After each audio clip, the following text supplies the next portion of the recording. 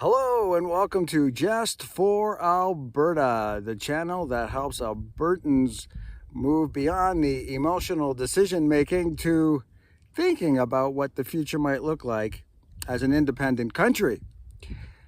This is a couple of days after the Canadian federal election, and we know why it's called Canadian when you look at Manitoba, Saskatchewan, Alberta, and a good chunk of BC, all blue, and the rest of the country all red. We know that there's something in the mix. We know that Alberta is getting excited about a movement, but we often hear people say that it's only a fringe movement. Only 30% of the people would like independence. Why don't you join me for a walk today and we'll tell you why people in Alberta should get excited about the 30%. Join me, will you?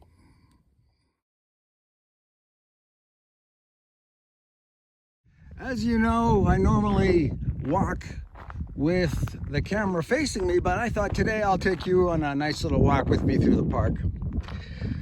So let's talk about this. We have many people stating there's only 30% of the population who wants independence for Alberta. And it was common to hear this just before the Canadian federal election on the 28th of April. Well, since then, the average percentage of Albertans supporting independence has skyrocketed, and it's growing greater and greater every day. Now, think about this. This growth has occurred even before serious effort was ever put in to educate the public about the benefits of Alberta independence.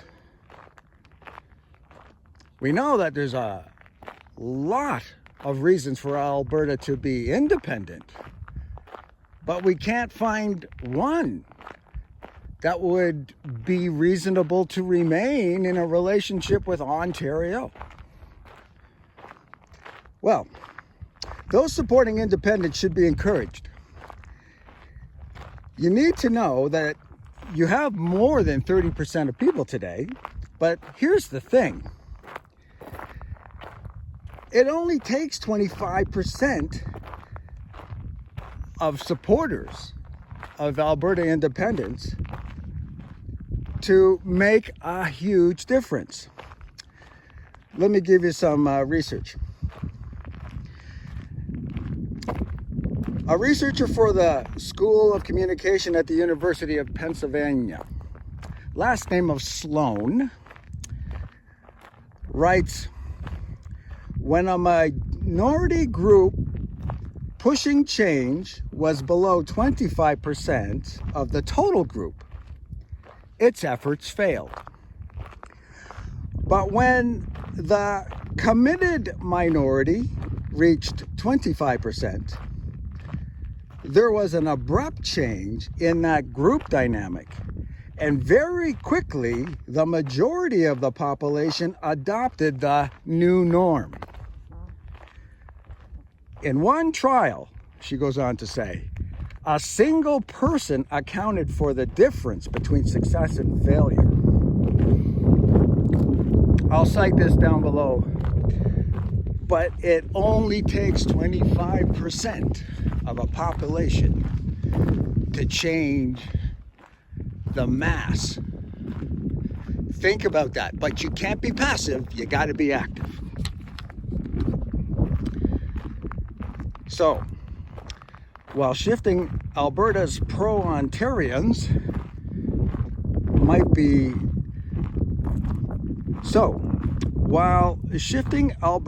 Pro-Ontarian mindset might be a challenging one because there are a few Pro-Ontarians in Alberta,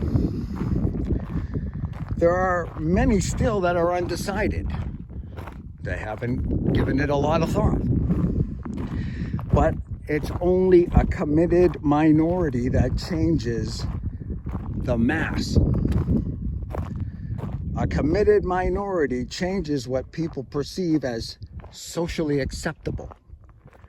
And that can lead to Alberta independence. They were saying you only had 30%. That's more than what is required. Today, we have well over 30%. Let's get active if you want to see Alberta independence. Finally, I want to close with something. You're going to find your rallying cry. Something that brings the people together for a common goal is so effective. It could be simple. It can be as simple as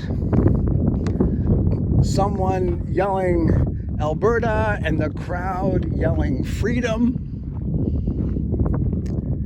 It could be something as simple as reversing it. Freedom and the crowd yelling Alberta. Whatever it is, wear it, own it, call it out. Get your t-shirts that say, talk to me about Alberta independence. Get your hats, get your pins, put them on your jackets, your shirts. Tell everyone that Alberta is your home. Whatever it is, make the anthem yours. Bring the people together for a common goal, and others will see your enthusiasm and they'll join in. Remember to enjoy yourselves. And change is coming, Alberta. Courage. Courage, Alberta. Thank you for taking the walk with me. I hope you've enjoyed a little journey through the park. Please like and subscribe. More videos to come. It's exciting times. Courage, Alberta. Bye for now.